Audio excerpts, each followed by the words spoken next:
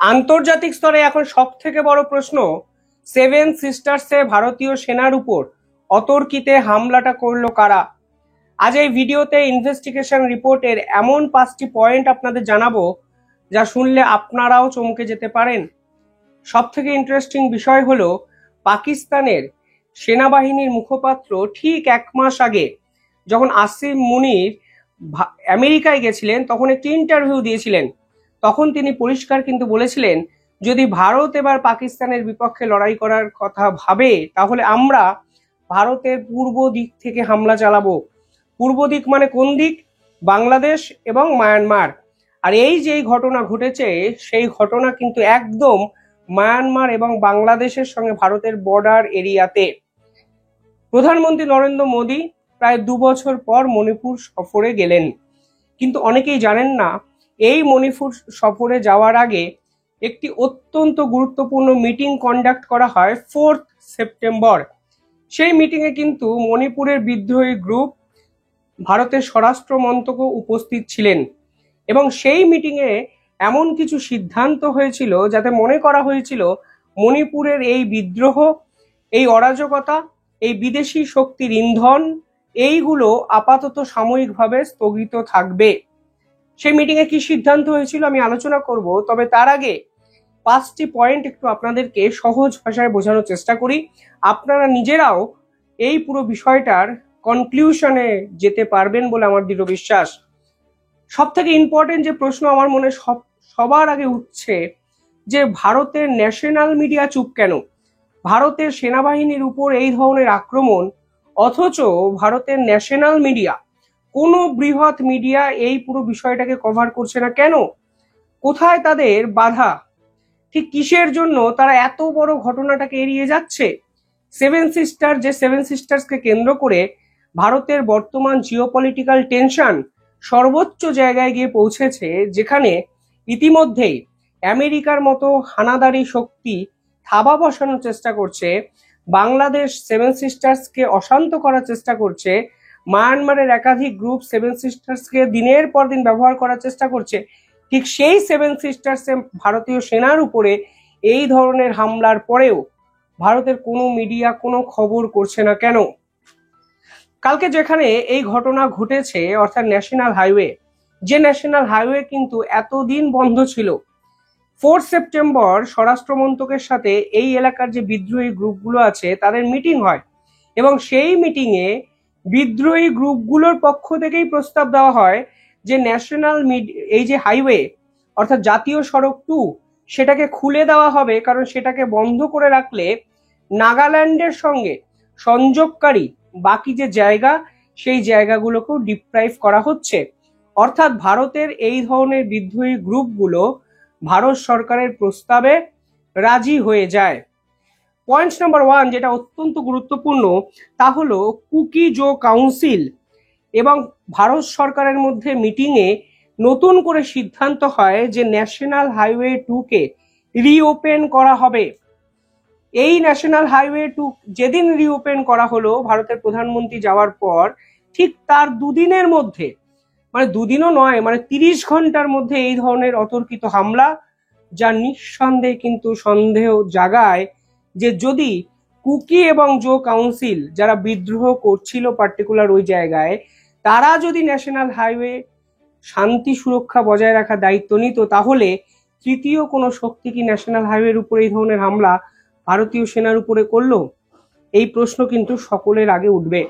আরো ইন্টারেস্টিং একটা ফ্যাক্ট এখানে আপনাদের বলে দিই, কালকে ভারতীয় সেনার উপর হামলার বিপক্ষে মণিপুরের মানুষ রাস্তায় নেমেছেন, তারা একযোগে প্রতিবাদ করছেন এবং যেখানে এই ঘটনা ঘটেছে সেখান থেকে 1 কিলোমিটার দূরে কালকে একটি প্রকাশ্য জনসভা তৈরি করা হয়েছিল, মানে অর্গানাইজড করা হয়েছিল, যেখানে কিন্তু মণিপুরের সাধারণ মানুষও ভারতীয় সেনার হয়ে কথা বলেছে এবং এই আসাম রাইফেলসের উপর আক্রমণের ঘটনার তীব্র প্রতিবাদ করেছে।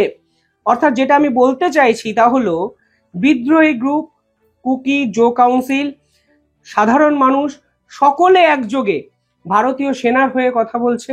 ভারত সরকারের সঙ্গে তারা মিটিং করে ন্যাশনাল হাইওয়ে খোলার সিদ্ধান্ত নিয়েছে, অর্থাৎ তারা ভারতের হয়ে আগামী দিনে পথ চলবে, এই প্রতিজ্ঞা কিন্তু 4 সেপ্টেম্বর 2025 এর মিটিং এ করেছিল। তাহলে আক্রমণটা করলো কারা?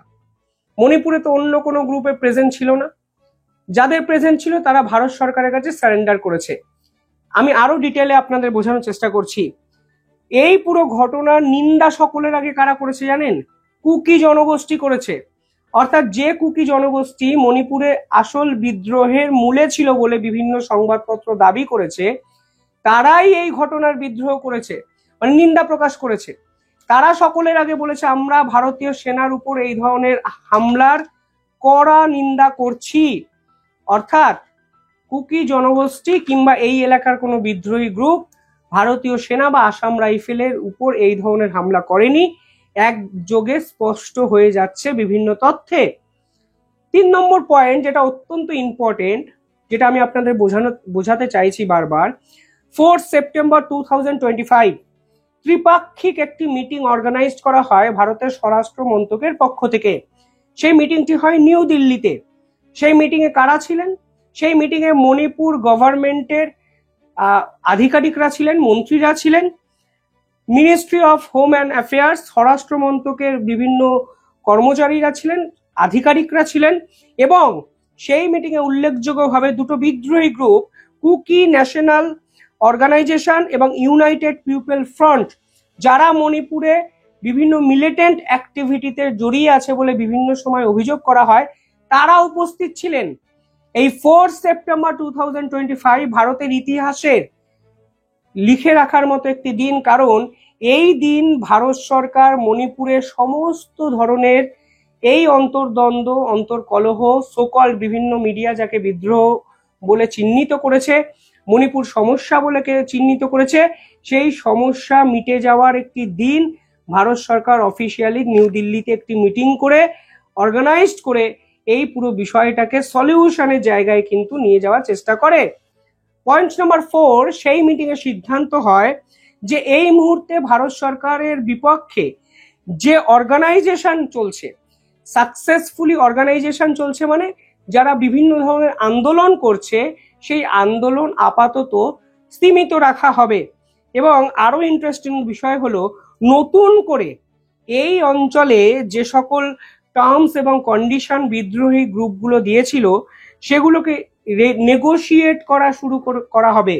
অর্থাৎ সরকার এবং বিদ্রোহী এই গ্রুপ কুকি ন্যাশনাল অর্গানাইজেশন এবং ইউনাইটেড পিপল ফ্রন্ট, তারা একত্রে নতুন করে তাদের বিভিন্ন টার্মস এবং কন্ডিশন নিয়ে ভাববে, 1 নাম্বার। দ্বিতীয়ত, এই অঞ্চলে যে অপারেশনগুলো তারা চালাচ্ছে সরকার বিরোধী কিংবা সরকার তাদের বিপক্ষে যে অপারেশন চালাচ্ছে, সেই পুরো বিষয়টা আপাতত স্থগিত রাখা হবে, কারণ আলোচনা চলবে। অর্থাৎ দুপক্ষই রফা সূত্রে কিন্তু যাওয়ার চেষ্টা করেছে।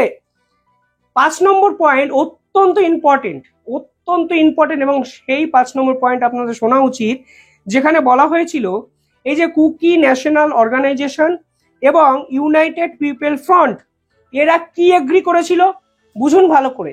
এরা এগ্রি করেছিল তাদের যে বিদ্রোহ ক্যাম্পগুলো আছে, যে ক্যাম্পগুলো থেকে তারা মেনলি মণিপুরে সরকার বিরোধী আন্দোলন করছিল, সেই ক্যাম্পগুলোকে রিলোকেট করবে, অর্থাৎ অন্যত্র সরিয়ে নেবে। বোঝার চেষ্টা করুন, যেখানেই আন্দোলন হয়েছিল সেখান থেকে দূরবর্তী স্থানে কিন্তু কিছু ক্যাম্প ছিল পাহাড়ি অঞ্চলে, সেই ক্যাম্পগুলো রিলোকেট করা হবে। তারা নিজেরা প্রস্তাব দিয়েছিল ভারত সরকারকে। এমনকি তারা বলেছিল আমরা ক্যাম্পের সংখ্যা কমাবো এবং আমরা, ইন্টারেস্টিং পয়েন্ট, আমরা আমাদের অস্ত্রকে ট্রান্সফার করে দেবো সিআরপিএফ জওয়ানের কাছে। অর্থাৎ ভারতীয় সেনাবাহিনীর কাছে অস্ত্র সমর্থনের জন্য বা অস্ত্র সমর্পণের জন্য তারা কিন্তু রাজি হয়েছিল 4 সেপ্টেম্বর 2025 স্বরাষ্ট্র মন্ত্রকের সঙ্গে একটি মিটিংয়ে। এবং সেখানে বলা হয়েছিল এই কুকি সম্প্রদায় এর মধ্যে বা বিদ্রোহী গ্রুপের মধ্যে, যেটা সব থেকে ইম্পর্টেন্ট পয়েন্ট, তাদের নির্দিষ্ট আইডেন্টিফিকেশন প্রসেস করা হবে, কারণ সরকারের মনে হয়েছে এখানে অনেক ফরেন ন্যাশনালস ঢুকে আছে, অর্থাৎ বিদেশি শক্তির লোক ঢুকে আছে। এবং এই কুকি ইন্টারন্যাশনাল বা কুকি ন্যাশনাল অর্গানাইজেশন এবং ইউনাইটেড পিপল ফ্রন্ট, তারা বলে ভারত সরকার যদি তাদেরকে বা বিভিন্ন বিএসএফ ক্যাম্প মারফত এই ধরনের ইনভেস্টিগেশন চালাতে চায় তাহলে তারা রাজি। অর্থাৎ এই বিদ্রোহের মধ্যে যে সকল বিদেশি শক্তিধর দেশের প্রতিনিধি ঢুকে আছে, যে অভিযোগ আমি বারংবার এর আগে ভিডিওতে করেছি এবং প্রমাণ দিয়েছি, তাদেরকে আইডেন্টিফাই করবে ভারত সরকার। কারণ এই অভিযোগ কখন উঠেছিল? কারণ এই মণিপুরে যে সকল বিদ্রোহী গ্রুপ বিদ্রোহ করছিল, তারা যে গোলা বন্দুক ব্যবহার করছিল, সেগুলো ভারতের প্রযুক্তিতে তৈরি গোলা বন্দুক নয়, সেগুলো বিদেশি শক্তি দ্বারা তৈরি গোলা বন্দুক।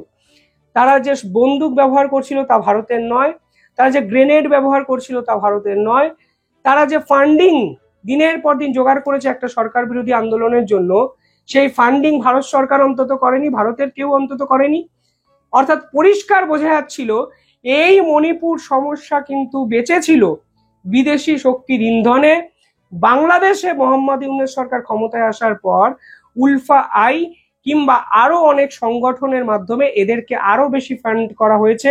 পাকিস্তান পুরো বিষয়টা ঢোকার চেষ্টা করেছে এবং সরাসরি ভারতের সেভেন সিস্টার্সকে ভারতের মূল অংশ থেকে আলাদা করার একটা বৃহত্তম ষড়যন্ত্র কিন্তু চলছিল, যা ভারত সরকার 4 সেপ্টেম্বর 2025 এর একটি মিটিংয়ে ভেস্তে দেওয়ার জায়গায় যাচ্ছিল।